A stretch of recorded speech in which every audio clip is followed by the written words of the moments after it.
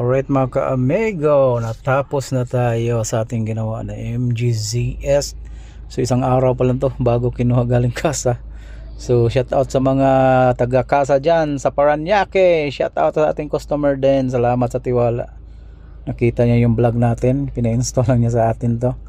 Gawa ng nakita niya yung ating installation doon sa ating YouTube. So salamat talaga. So ito na po siya, bali nalagyan natin ng camera sa reverse. Ayan na yung reverse niya, napakalinaw din. So ang ganda talaga. Tapos mayroon pa siyang camera sa harap.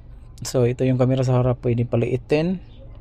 Ayan, lalagyan lang to ng SD card na 32GB. Tapos may CarPlay na rin to. Ang ganda ng CarPlay. Ang CarPlay niya napakaganda talaga mga ka-amigo. Itong Z-Link na yan, yan yung CarPlay niya. So ibig sabihin